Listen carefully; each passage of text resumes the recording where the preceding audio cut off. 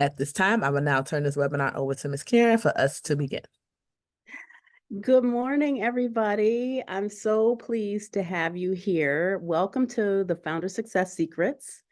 3 things most people don't know and most entrepreneurial programs don't teach that will maintain your passion, save your money, optimize your time, and allow you to operate in what I call your zone of genius.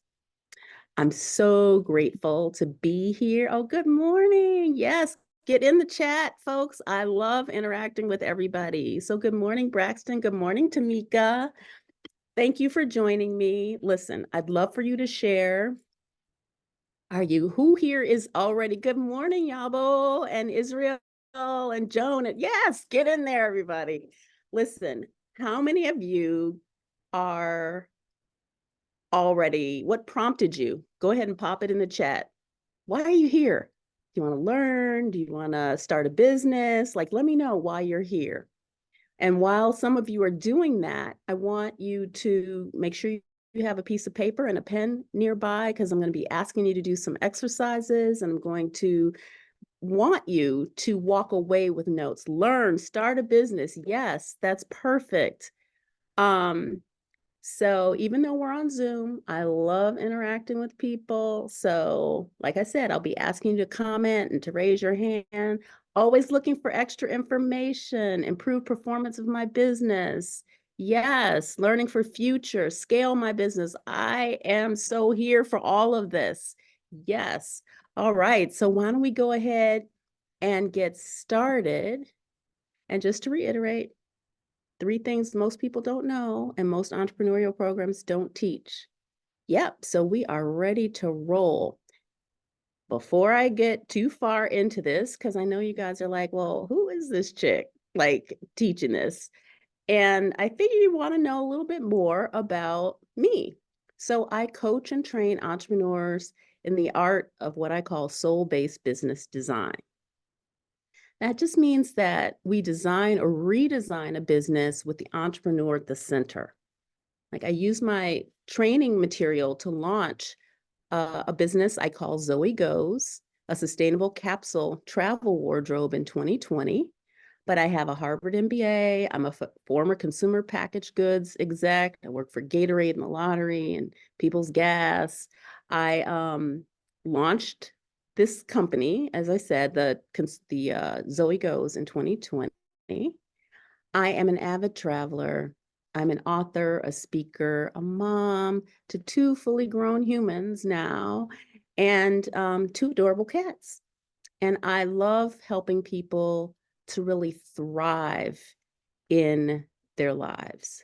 So I want to thank you for choosing to take the time to be with us today. I know there are many places, especially for entrepreneurs, where you could be spending your time. And the fact that you're taking time today, I do not take lightly. So I'm so grateful to have you here. So whether you're full-time, hashtag all in, whether you are part-time, hashtag multiple streams of income, or whether you are just trying to put a little extra money in the pocket every month, hashtag side hustle, this workshop will help you. Okay? To maintain your passion, can we say, like, keep it exciting, keep it meaningful, save your money, optimize your time, and allow you to operate in your zone of genius. So, who's ready? If you're ready, pop an emoji or pop your favorite whatever word, or say, I'm in, I'm ready. Yes, let's go. So here's the first secret. You are uniquely designed. So your business needs to be designed to fit you. This is where we talk about operating in your zone of genius. So you may be thinking like, okay, Karyn, well, why does this even matter? Because we're talking about you. We're talking about the fact that the odds of being born are 1 in 400 trillion. Like, you're here. That's not an accident. And every person, I believe, has something to contribute. Every person is here to help, like with humanity in their own way, right?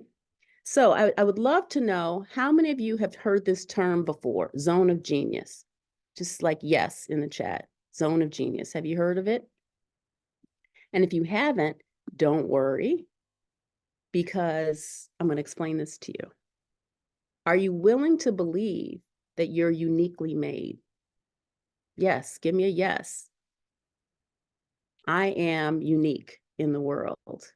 I want you guys to own that. Absolutely, yes. I see you, Robert. Yes. I see you, Karyn. I see you, Braxton, NAWBO. Yes, you are uniquely made.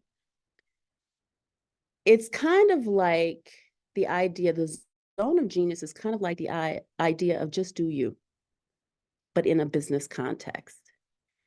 And you may be asking, well, how do you find that out? And we're gonna get to that. We're gonna do some of that this morning. Like, who's teaching this stuff? Because I really want to operate in my zone of genius. And unfortunately, most of us have been conditioned, like we're put through pretty standardized training. Like, think about elementary school and high school and college, if you went to college, or just like there's so many standards and everybody ends up being kind of cookie cutter. But for many of us, we notice at various points in our lives that like you're drawn to something, but then like convention says, no, you can't do that. Or you, in your heart, right, you want to start something, or you're curious about something, but you're like, how could I do that now? I had a client that I worked with who was trained as an attorney, but loved photography always, his entire life. And he was like, I don't know how to make this work. Like, how do I like lean into what I love, which included his zone of genius, right? He ended up, he does corporate photography. He does families, like after people have like foster children have been adopted, like their portraits, portrait photography coming out of the legal community in addition to his legal career. There are ways to bring all the parts of you together. And let's start here, because your zone of genius is really where your greatest passion meets your natural talents, right? That's where this idea comes together. Are you guys tracking with me? Let me know. I want to make sure that you're tracking. All right, so the traditional approach to business, which many people take, is here's what I want to do, now show me how. Right? What to how. And the idea goes, you go straight from idea into action. And you may join an accelerator program, you may take a course, you may join some kind of startup group, and there's nothing wrong with this approach. But this approach, I believe, leaves insight and valuable direction off the table. There's critical information that can shorten the amount of time that it takes to get to where you're trying to go, save you money and save you effort. I realized that there are two steps missing. A lot of people will go like, I want to start a jewelry business. Now, how do I do that? And I believe that there are a couple of steps that need to be part of the process beforehand. You always want to start with you.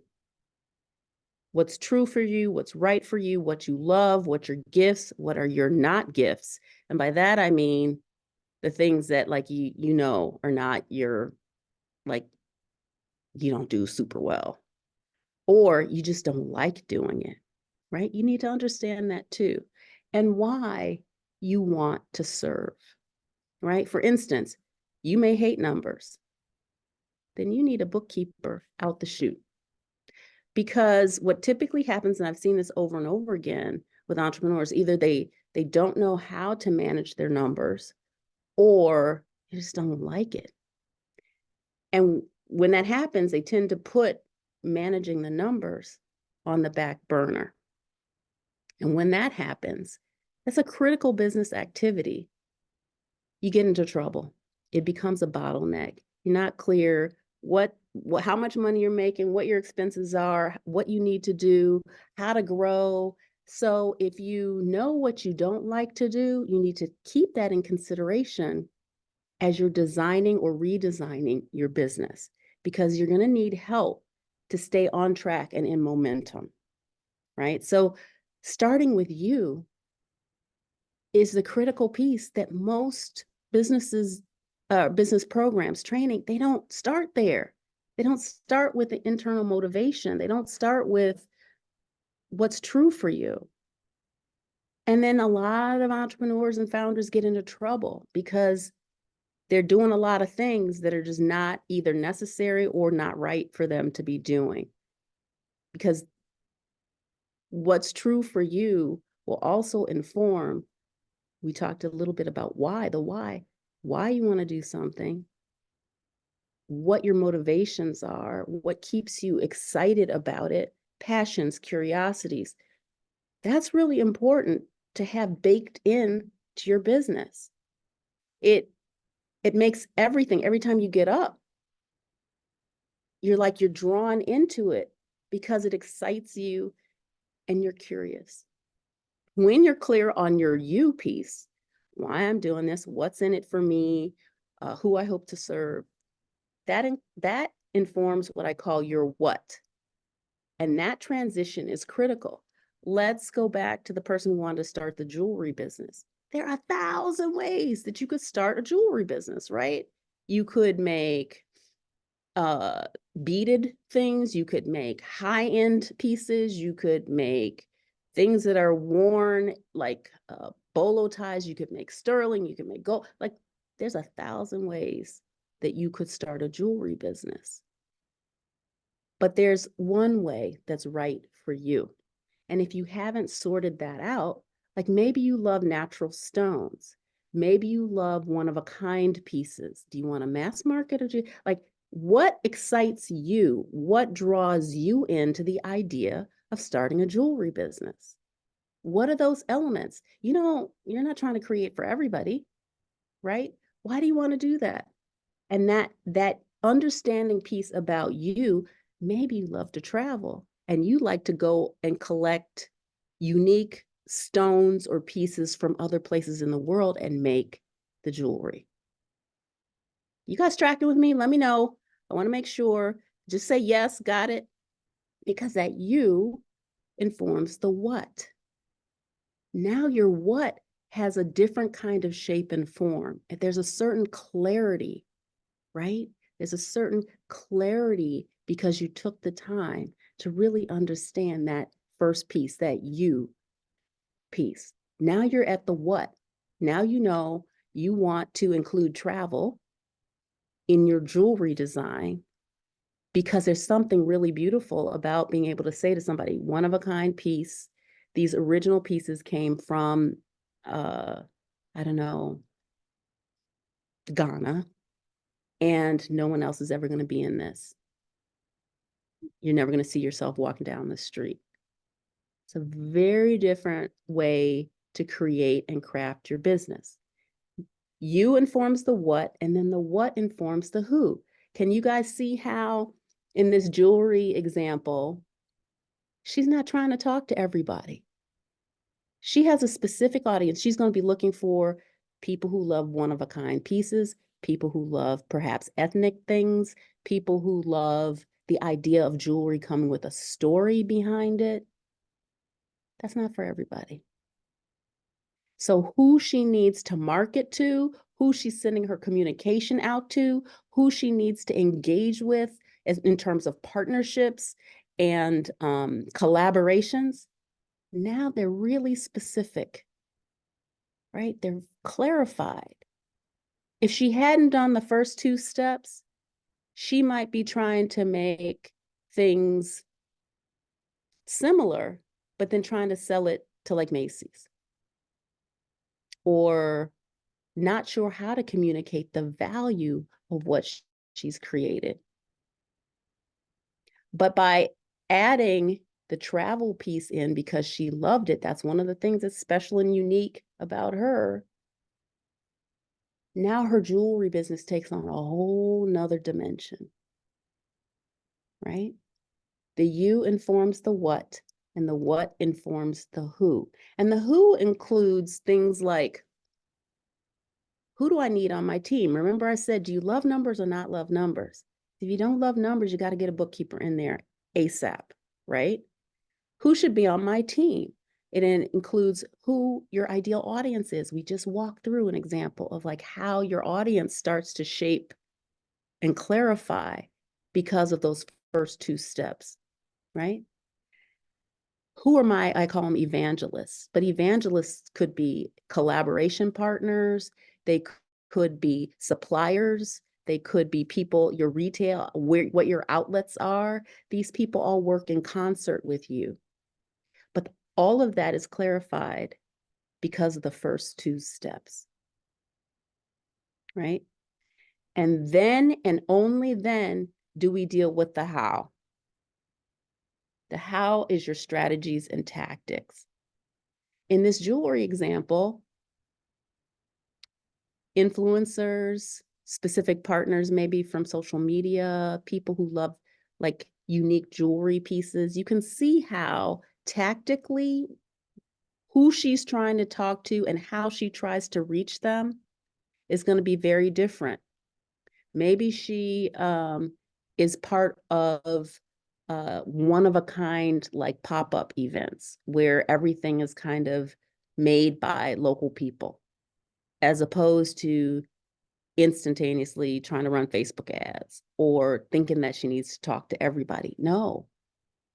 Maybe there are collaborations with other people who do other kinds of unique, one-of-a-kind things, and you create like a consortium that kind of moves and sells together. That's very different from traditional marketing tactics. It could be that traditional marketing tactics will work for her, but the point is, by following these steps, the you, the what, and the who, it becomes very clear not to do a shotgun approach. There are a lot of people who just like shotgun out there. Let's see. And honestly, everybody's not your customer. So this sequence and those two missing steps, the you and the who, most people don't talk about. Most founders are not trained to consider. Most programs haven't identified. They're willing to help you with the what and then the how, but this process is not something that you're often exposed to.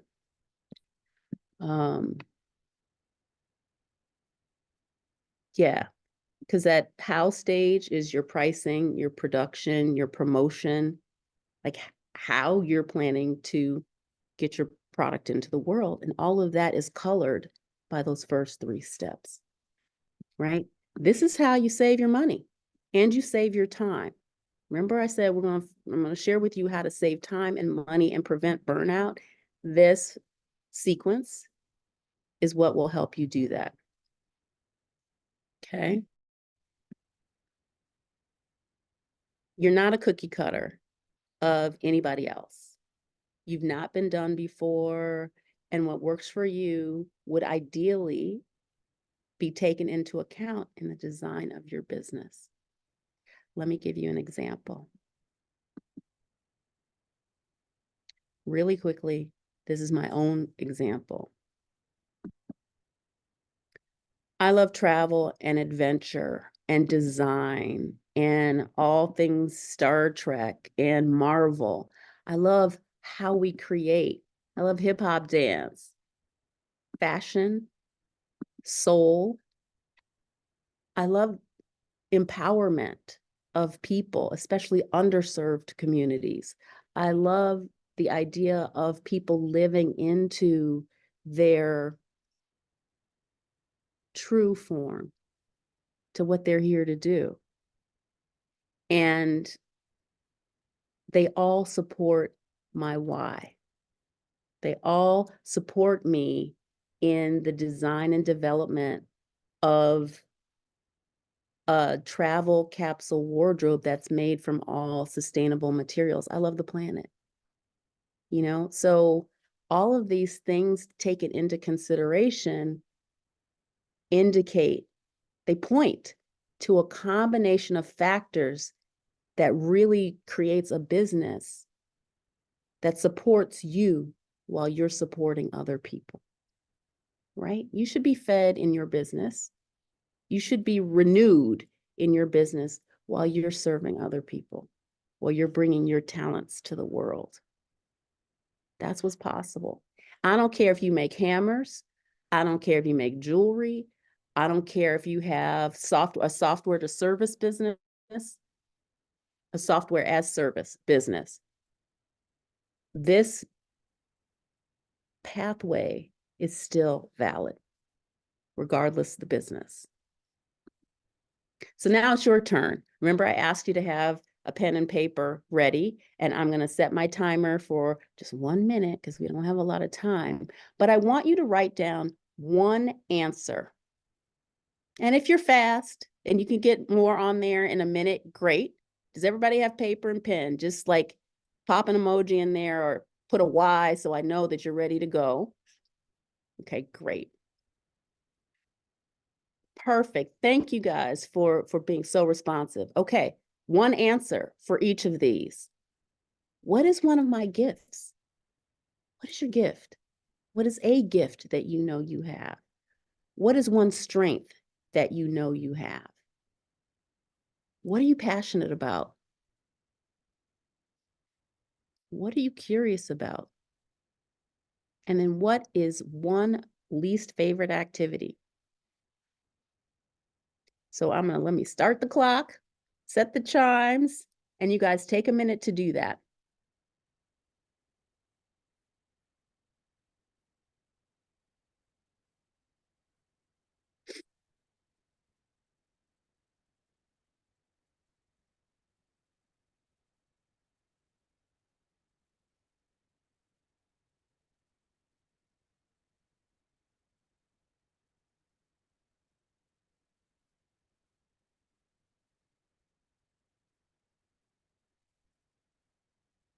Yes, okay. What I'm asking everybody to do is to write down one answer for each of the bullet points on the screen. So I want you to tell me or to write down for yourself, what is one gift that I know I have? What is one of my strengths? What am I passionate? What is something that I'm passionate about? What am I curious about? What is something that I'm curious about? And then what is one of my least favorite activities to do in the business? And if you haven't started a business yet, you're just thinking about starting a business, think about what you think you won't like when it comes to running your business. Awesome. Okay, so I want like as many of you who are willing, pop in the chat what you saw as one of your gifts.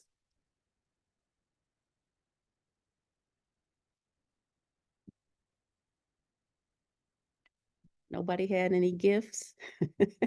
Oh, beautiful. Welcoming spaces, writing, transparency, talking, operations planning, able to lead, care, ability to connect with people. Yes. Discernment, interpretation. Thank you guys. How about strengths? Connecting, service, kindness. What's a strength? Encouraging others, gifts to connect people, mind, heart, optimism, financial management, strength, empathy, detail orientation, passion. I love it. Keep going. Customer service, understanding, beautiful. Understanding math, expressive, doing hair, sharing knowledge, beautiful. What are you curious about? Resilience, brilliant. Pop in the chat something that you're curious about. That question might have thrown some people. My gift, my knowledge, okay, everything. Curious about everything. All right, travel, financial security, traveling, other people and cultures. All right, how my business will grow. Perfect. How to become better, growing others, real estate. All of this is rich, rich information for you in the design or redesign of your business. Because the things that you love, your gifts, your strengths, your passions, your curiosities. Can you feel how that pulls you forward? You want to operate in that space all the time. Now, no, we don't. Every minute's not perfect. Every minute isn't like high intensity, like, oh, I love it. No, there's some grit involved with growing your business. But what if you designed more of what fed you in from the beginning, or redesigned it in to an existing business? You know, there's a balance between, many of us are facing difficult things. You know, there's something that's hit everybody, I think, at this time. It might be caring for an elder, caring for a kid. Like maybe you're like trying to navigate through a difficult job situation. Maybe it's a relationship, something. Everybody has a what I call a thing that brings them to their knees. That's hard, right? But what if, at least in your work, so let's say 70% of your day feels hard, leaves 30% that feels like pretty good. What if you could rebalance that? And what if in your life, because of the way you've designed your business, it feeds you, it renews you, it reinvigorates you, your clients reinvigorate you, your partners reinvigorate you. Now that's flipped. And even though there's some really hard stuff we still have to do, now the 70% is over here and the 30% is over here. This 70% makes dealing with this 30% so much easier. That's what you have the capacity to do when you design your business with elements and aspects that actually support you. Yes, Joanne says, what if there were many ideas like this working with youth and families? Yes. Here's the other thing. Once you know and learn something, you can't unlearn it. So any seeds that you take today, away from today, are now implanted, and they'll continue to bloom. They'll continue to grow. You'll continue to notice things. The seeds planted. You can't unlearn this conversation. It will continue to grow and manifest within you. All right? So you know something now that perhaps you didn't know before. And it's really, really powerful, right? Yeah, beautiful. Tamika says she teaches her kids now as she learns. That's beautiful. We'll move on to secret number 2. Not being clear on you is the fastest way to burn your time, your talent, and your treasure in your business. You guys get that, right? Remember the shotgun approach? Like you're chasing something because you saw somebody else do it. You're chasing something because you think logically that it would make sense. You got to design your business or redesign your business from your unique motivation. So what does that mean? My unique motivation, Karyn. I know I keep throwing all this stuff at you guys. Hang on, I'm coming. Remember the traditional approach was, here's what I want to do, now show me how, right? And when you don't understand your motivations and talents clearly, the you part we just talked about, we often miss the nuances on who to invite to our table as our ideal customers. We don't know how to say no. The idea of the money first often leads us to say yes to situations, circumstances, and customers that are actually not ideal for us. If anybody is in a service-based business, like maybe you're a graphic designer, oh my God, the challenges that trying to help people interpret their ideas is really hard. And I've seen more and more people who are in a situation like a graphic designer or somebody who's helping create something, advertising, even like social media creation, get halfway down and they're like, oh my God, my clients drive me crazy. This is not the kind of work I want to do. That's not the kind of person I want to do business with.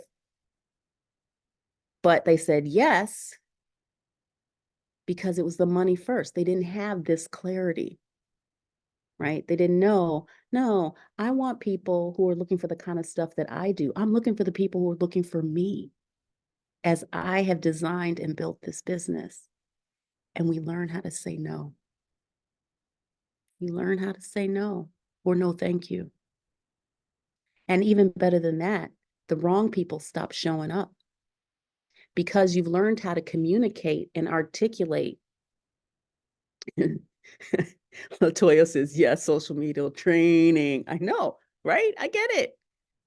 Here's the thing, like once you begin to articulate this, the way you've designed your business, it actually stops attracting the wrong people because the wrong people are not going to register with that message.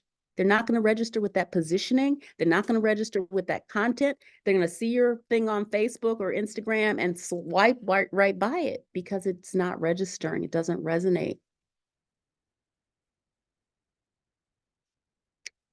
So that's what this has the power to do. And so, no, not everybody is your customer. Don't get sucked into that. You are not looking for everybody. I sell to anybody that wants to buy it. Don't do that. Be clear, because that kind of statement demonstrates a lack of clarity and value. You are valuable. Your work, your time, your energy, your effort, your end product has enormous value for the right audience. There are a lot of people who be like, I'm not paying for that, or that's too much money, or I don't want anything designed like that. Okay, that's okay. Because there are like 8 billion people on the planet. Honestly, you couldn't probably service a fraction of a fraction of a fraction of that population tomorrow. If you had 10 new customers this week, for most people, that would be like amazing. I said 10.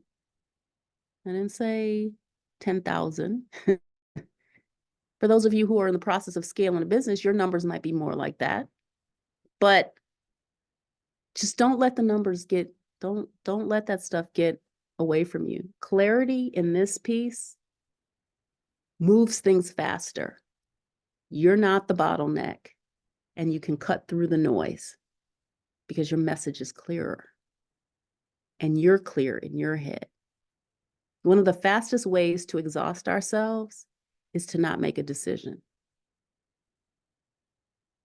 Indecision is exhausting.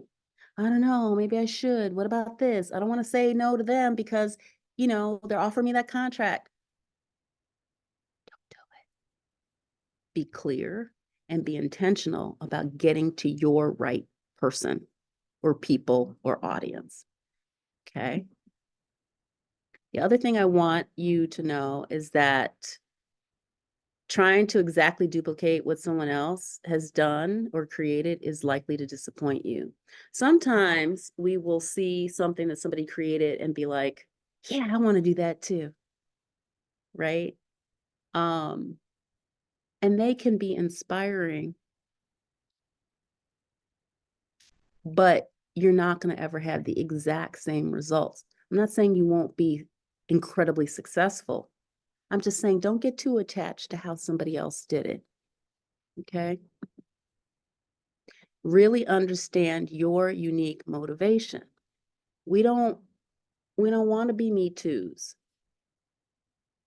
Like I said, they serve as great inspiration for us and they can share their way, but they can't give you their secret sauce. There's a rhythm, a culture that evolves in a business, and the main ingredient is you. You need to understand your secret sauce. Here's another example.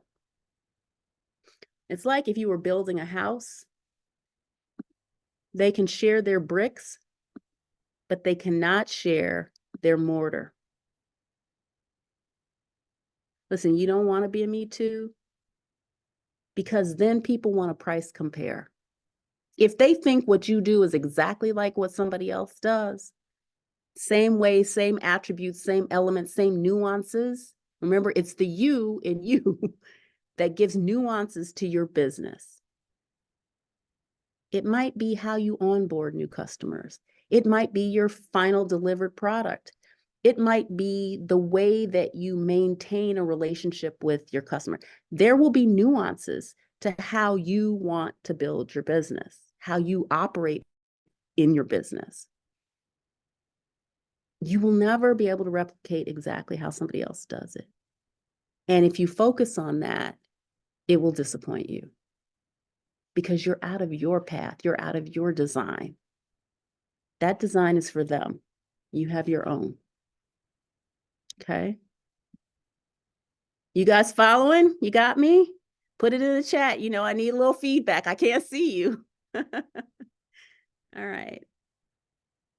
Oops, sorry, went too far. Hang on. All right. All right, so let's give you a case example, shall we? I am talking about Michelle's Bakery. Here's a scenario. Small neighborhood bakery. She had a range of offerings, cake, cupcake, scones in traditional flavors, lemon pound cake, you know, like German chocolate, you know, that kind of thing. Pretty straightforward. Walk in there. Most customers would think, yeah, okay, I'm expecting to see a chocolate chip scone or whatever. She had a good group of local neighborhood customers, and she'd been in business 2 years. The challenge was that her sales were good, but not great. And her marketing expenses were high. And she was finding that she was really not terribly excited. She was just kind of going through the motions and feeling a little stretched. So the solution was to redesign her business model and her offerings to better align with Michelle. So remember those questions we just went through, you know, gifts, talents, strengths, what you don't like, what you're curious about, that exercise. Here's where we landed.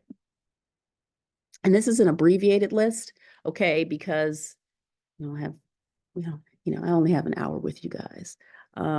But when we went through her you, and again, an abbreviated list of her you, she was like a baking savant, like baking genius. And she had been baking since she was a child, and she actually loved non-traditional, like doing things that other people had not really done. She was afraid. Remember? Don't copy somebody else's way. She was afraid to really do that in her own business because she didn't know if people would be accepting of that. They'd be ready for it. And she, you know, so non-traditional flavors and combinations like lavender lemon, not just lemon pound cake, but lemon pound cake with lavender in it. I don't know about you. I love that kind of thing. Her talents were friendly, engaging. You know, she's a people person and people loved talking to her. A personal note, she had a gluten sensitivity. And her core values were community, simplicity, and creative exploration. Okay. Here's where we landed after the redesign. Michelle's artisanal cupcakes, solely cupcakes, dropped all the other stuff.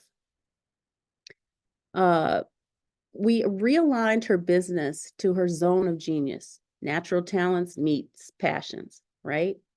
Those two things came together. This was the result. Curiously delightful flavors for cupcake lovers, like spicy Mexican chocolate, plantain rum crunch. That follows her natural curiosity on flavor, and it keeps her and her customers excited. People come to her because they're expecting something exotic or unusual, right? Let's see, hang on. full assortment of gluten-free. Now every cupcake has a gluten-free partner. And what was fascinating about that is it led to a niche, right? A lot of gluten sensitive people, it's better now, but have trouble trying to find gluten-free alternatives. Now they know exactly where to go. She flipped back over to email marketing. Most of her communication, conversation, engagement, and interaction is happening through email. And it helped to reduce her marketing expenses. And it increased her engagement because she's made her email a two-way conversation. She invites people to respond back. I don't know about you, but there aren't many emails that I get where they're asking us to write back, to give us, to say yes, or to give suggestions, or mostly it's selling at us, not inviting a conversation. And we talked about that. Like, how can you engage and get more out of your conversation with people? So she started a monthly cupcake recipe contest. That's what goes into one of the things that goes into her email marketing. So now her customers get to suggest flavors and recipes.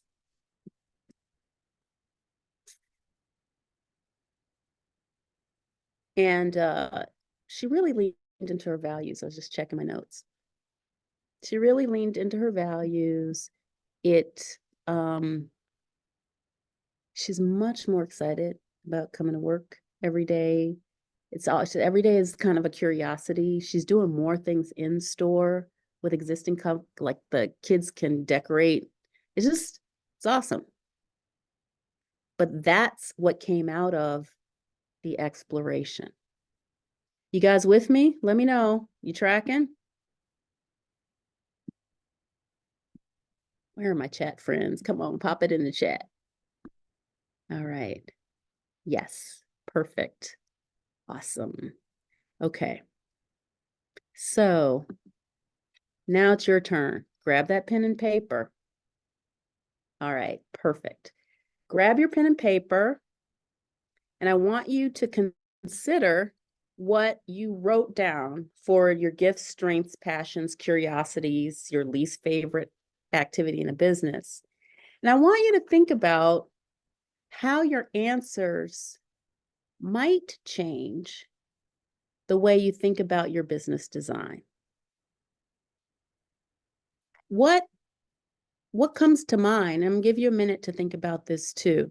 What comes to mind as you think about those aspects of who you are and what you love and what you do, and how you might be able to build that into either your business in the making or your existing business? Take a minute, and I'll set the alarm, and we'll come back, and I'm going to ask you guys to share a little bit.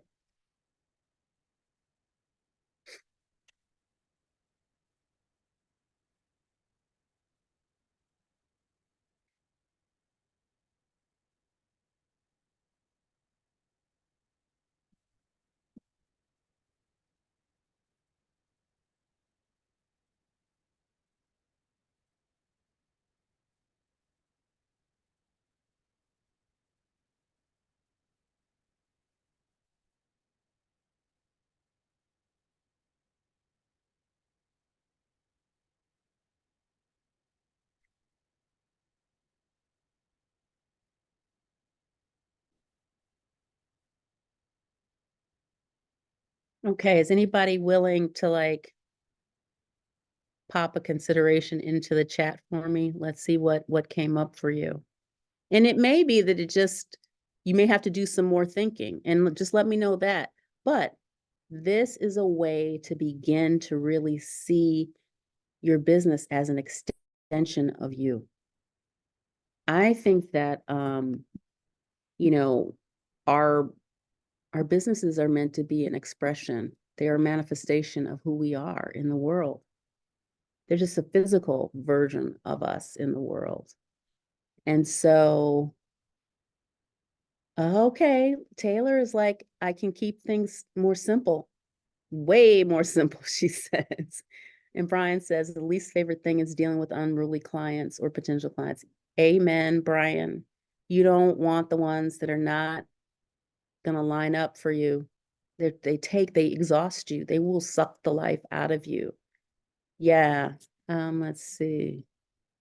To help homeless people along the way. Beautiful, William. Or Jorge, George. I don't know how to pronounce your name. Thank you. Kindness would still be the gift. And as with the example, the owner has a gift within herself, which includes kindness and customer service. Yes, I would put more time into the financials because being creative is how I relax. Beautiful, Tamika.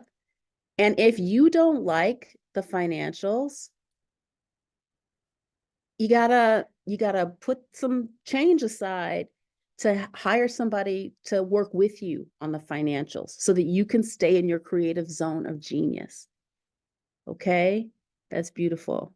Yes, difficult customers and people, least favorite. Got it. Trice says, I've always been passionate about fashion, but for a variety of reasons, didn't think I could be successful in it as fashion can be pretty cutthroat. Yep. I decided at the end of last year to go for it and pursue a certificate in fashion styling. Great. And thinking of how I will build my business this year based on my passion of sustainability and giving back. I see myself having those core concepts as the base of my business for using thrift stores and making sure I give back within the community. Beautiful. Can you guys see how it kind of flips your perspective? Sometimes less is more. Great. This is my strength. Dahlia says, help business owners with finance. Right on. Um, I feel like it's affirming some of my gut instincts, yes, around how to make my business process a space where the community wants to spend time. Love it. Living room energy. Yes, please get in these communities and give people a space to come together. Least favorite activity, hiring and managing people. Yeah, get help with that. Really helps validate my decision to hire a salesperson. Yes. Helping single parents succeed. Perfect. Everything I look at makes so much sense, turns into a business idea or how to improve one, sheds light on myself and where I can expand to help others. Beautiful. I love it. I was planning online sales, but will look for in-person opportunities also. One of my gifts is being able to relate and talk to people. I love it. Yes. All right. Okay, so on to secret number 3. Your core values are your best guideposts for decision making. But you need to know your unique core values. What do I mean by that? Well, often when we think about core values, it's an intellectual exercise. We think of things like integrity, respect, commitment, fairness. Those are all great in value. I would never argue with those as core values for someone if they are authentic, meaning from the entrepreneur, the founder out. And so it's not bad to think about what you think, but I have an exercise that's going to show you what your true core values are. Person before the dollar. Yeah. Remember that your core value is what your culture will be based on. It's what your customers are going to feel. It's what your partners are going to feel. And it's the thing that keeps you straight and true. Your core values are the things that you can always, if you feel like, oh, I'm falling off the boat, like I'm feeling confused, you go back to your core values and they remind you, A, of who you are and what you're here to do and achieve. Right? Yes. Amal, like a compass, completely. That is right. So your personal core values are completely relevant for your business. Like I just said a minute ago, people, entrepreneurs and founders cannot actually separate who you are from your business. You know, your business is a physical manifestation of you in the world. That's how it is. So the question is, what do you want to project? Right? So I think our core values are unique, like our DNA, and they're completely relevant for our business. So, Karyn, what exactly is a personal core value? And I'm stressing personal as opposed to just core value. And I'm glad you asked. So, grab that pen and paper again, because we're going to do a little exercise, you know? So, here we go. Can't do the full exercise, but we're going to do a little piece of it. I want to monitor our time here. I want you to think of someone you admire, fictional or real, living or not. And I want you to make a short list of why you admire them. One person. Just think of one person. And again, I'm going to give you a minute to do this. And let's get started.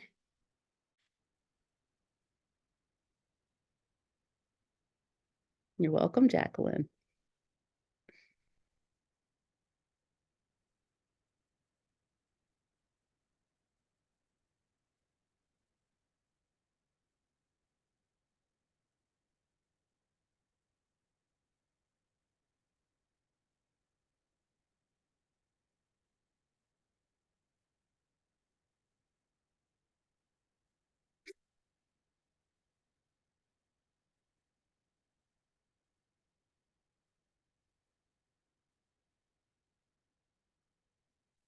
Thanks for coming, Yabo. Watch the replay for the rest of the session. Okay. So that was our little chime. Put in the chat a couple of the, okay, here we go. Juan, great. Non-traditional route to genius. Keep going. Who else got something? Put who and like one or two of your whys in the chat for me so I can see what. Rihanna made her own billions. All right, so like forged her own way, right? She stood in her own power. Okay, who else? Who else had people? Sometimes they're relatives. Tabitha Brown, Ashley, why? I love Tabitha too, but tell the group why. Awesome. My mom, resilience, direct communication style, beautiful. It's true to who she is and has to be okay. Grandmother, even though her because of her tribulation, she still smiled. Okay, so she found the light. Taylor, your grandmother found the light no matter what. Amal, your dad immigrated at 17, didn't know English, just like he just went for it, right? That's like fortitude and persistence and resilience, right? Brown founded a vegan market. Sabrina says her boss, open to taking risks. Beautiful. Oprah, survivor, spirituality, talent. Yes. Bill Winston, successful businessman, compassionate. Oh, friend Stephanie, compassionate, inquisitive, articulate. Coco Chanel, fearless, strong, determined. Yes, yes, yes. Brother Mike, even-handed, loves God, works on his marriage. Malcolm X. Yes. Abraham Lincoln, Chef Ramsay. Yes. Integrity and candor. Okay. We've got Sarah Blakely. Juan says himself perfect. Listen.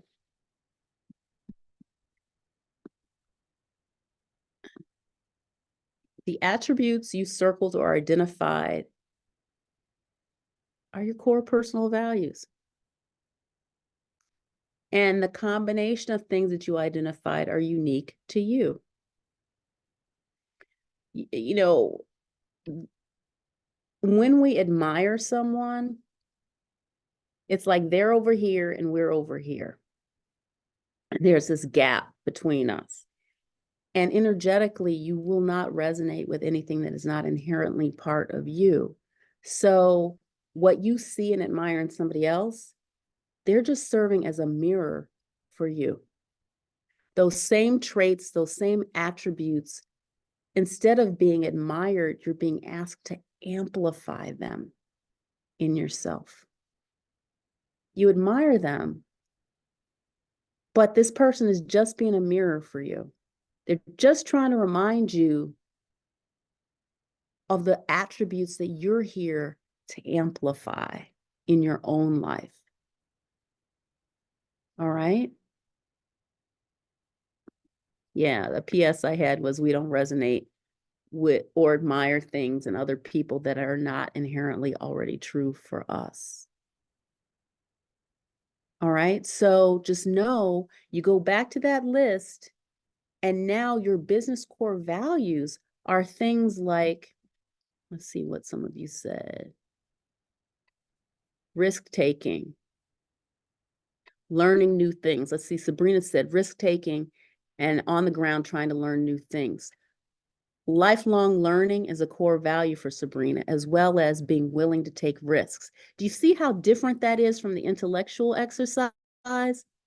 What Sabrina might have answered or said as a core value, if somebody had just asked her, what do you think your core values are? Would probably have not been risk-taking and lifelong learning or constant, iterative learning. And when you put that kind of core value on a website or in your marketing materials, it stops people because it's not traditional. It's not what they are used to seeing. They will wonder or they will respond like, wow, that's really interesting. I want to know more, right? Let's see, what else do we have here? Dancing like nobody's watching. As a core value, I would love to read that on somebody's website, because what I know is that means just like be happy in your life, be in your life, regardless of what's going on around you. Can you guys see what I'm talking about here? How this is what you guys circled or identified is unique to you. And it's different from any kind of intellectual exercise around it. You guys with me? Let me see.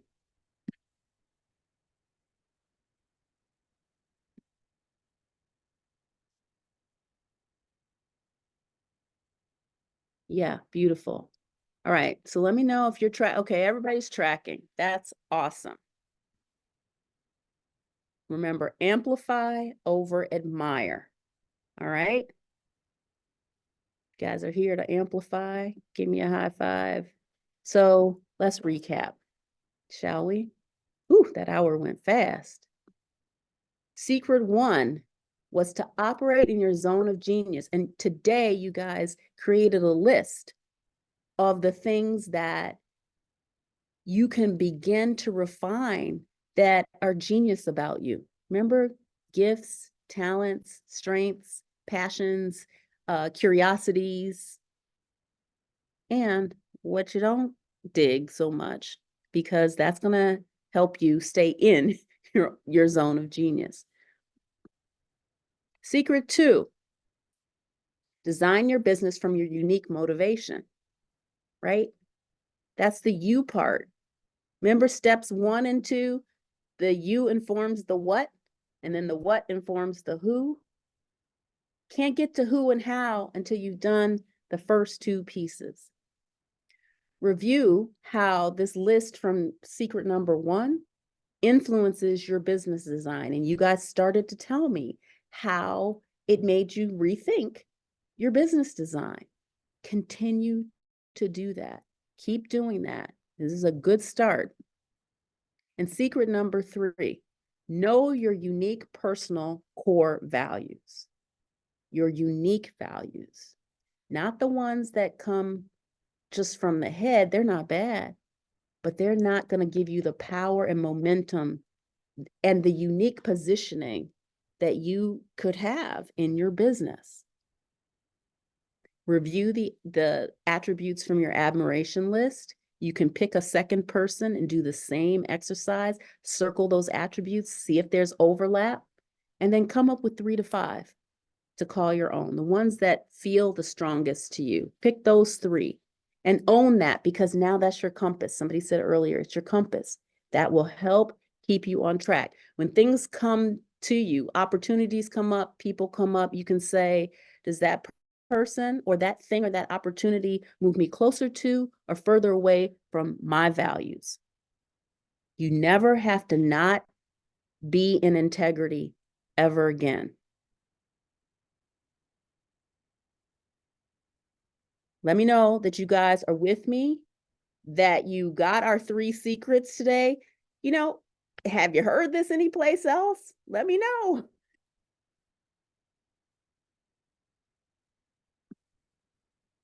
And if you want to contact me, that's my email address. If you want to sign up for the newsletter, that's the address. And we're open for, I think if we've got a few more minutes, we can open for questions. Yes?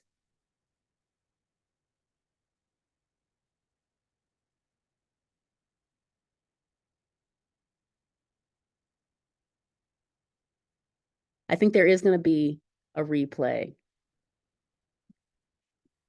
Does anybody have any questions for me? You can pop that in the chat right now.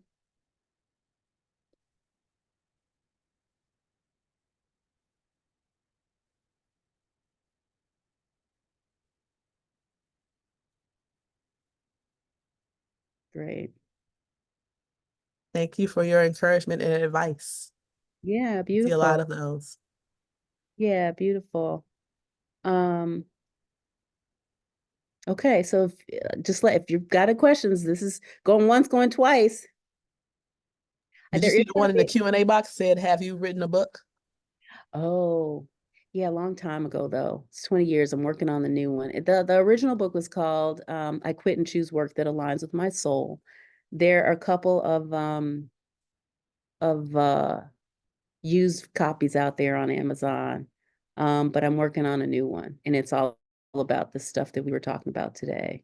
So I do have some workshops and things coming up. Join the newsletter, guys. You'll find out what's happening and what I'm up to, and I would love to interact with you. So that would be great. You had some questions coming in. What Okay. is your growth goal? I am in the Q&A box. Oh, okay. Oh, I see. I see. I see. I see. All right. Oops. What is my growth goal? I guess he's asking Mm-hmm. for me. You know what? I want to touch millions. I think I have a perspective on of how to live in our lives with greater peace, and expression and happiness, and a feeling of contribution and community. I think that the planet is evolving right now. I think that how we think about evolution, I mean, like how we think about humanity, we got to lift.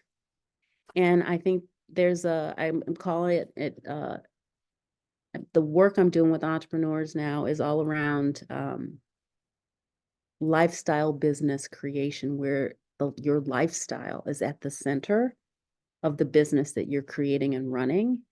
And it involves a lot of this stuff that we talked about today. In addition to that, I work with like women and other people and not-for-profits and women's shelters to encourage them to, be in full expression. I think everybody here is on the planet for a reason. I think everybody is deserving. And I think we have to encourage people to step into that, because I believe that if we step into our purpose, our reason, our mission, then a lot of the agitation goes away. Like, we're not fighting with our neighbors. We're not wanting to kick somebody's door in or road rage. That's the key. Each one of us finding our way, I think, is the key. So for me, in all the ways that I could possibly touch people, speaking, writing, teaching, that's just keep going. That's my goal. If I can get to, I don't know, 100,000 people, that would be awesome. Thanks for asking, Juan. Let's see. Anybody else? There was something in the chat. It said, I don't have any questions, but your presentation has allowed me to change my assessment plan for my students and families. Oh, beautiful. Thank you. That's awesome. They want you to drop your email in the chat for any upcoming workshops that you are having. Oh, yeah. Okay, sure. I can do that. I'll put the website is And then there was one, how do you weed out negative input while forming your marketing strategy? all right, that's a good one. This is the website, and then this is the link for the newsletter, because the newsletter is going to be, feel free to write me. I love when people write me.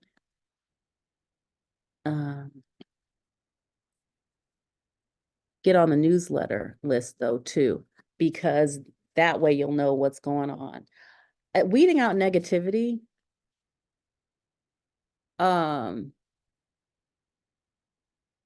especially as it relates to your business, first of all, never invite someone to comment on your what. Remember, you, then what?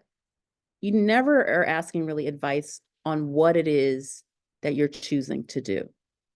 You can invite comment on the how, but not on the what. And can you guys see how if you invite people to comment on what you're planning to do, how that could derail you? Well, why do you want to do that? Well, what's it going to do? How are you going to, like, I quit my corporate job to open a wellness center in downtown Chicago. I was being offered a promotion, a senior executive role. I quit. If I had asked people what, after a Harvard MBA and working in, corporate, are you sure you want to do that? Why would you want to do? I could have been derailed from my what. So you've got to hold your what close to the vest until it's got roots. And then you can invite people, you tell them what you're planning to do, and they can provide insight on how you might get there. Not the commentary on your what, not the comment that, no, they don't get to comment on that. So basically, you kind of zip it, you keep it close, and you only share what you're doing with people who you really believe can hold your vision, can hold it with you. Because here's the thing, people have an inherent investment in the status quo. And so often people will say things like, are you sure you want to do that? Or how are you going to do that? Where are you going to get the money? And well, what if you don't make it? And people don't really make it. Now, at the core of that, sometimes it's jealousy, sometimes it's envy, but often it's protection. People are scared for you, so they voice it. But you don't need that either, because you need to walk your walk. So the negativity, the question becomes, what do you believe? What do you believe? Are people telling you that you can't do it or that you're crazy for doing it? You don't need to hear that, because they're not living your life. You're living your life. And if you make a mistake, then it's your mistake to own. So I think we have to stop kind of talking about it until the rubber has hit the road. Or unless you talk about it with peers, like get in a business group or get in a mastermind or get into some kind of business community where everybody around you is in the business of building up their business. Get in a coaching group, get into something that will support you while you sort it out. But the negativity, yeah, how do you block it? You don't talk about it. You excuse yourself. You don't have to be exposed to that. You don't have to talk about any subject you don't want to talk about. You know what? I want to talk about that a little bit later. And you move on. I hope that helps. Anybody else? Okay. Well, my lovelies, it's always my joy to work with people like you. You guys have been amazing. And I guess that's it for today. Yeah, you're welcome, Tamika. All right. Thank you. You're very welcome, everybody. Stay in touch. Yeah. Oh, thanks, guys. That's beautiful. I appreciate it. Dropping all the love. I'm sending it back to you. Okay. Enjoy your weekend and be safe.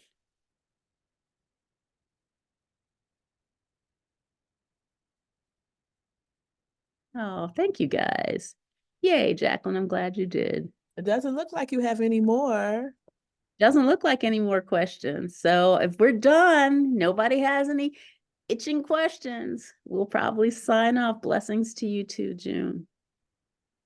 Oh, back at you, Braxton. Thank you, Ms. Karyn. Looks like everyone enjoyed today's presentation. This webinar was recorded and will be available on our YouTube channel at youtube.com/Chicago BACP. Again, that's youtube.com/Chicago BACP. To learn more about our upcoming webinars and upcoming expos, please visit chicago.gov/business education. Again, that's chicago.gov/business education. Thanks again to Ms. Karyn for today's presentation, and everyone have a great weekend. Bye.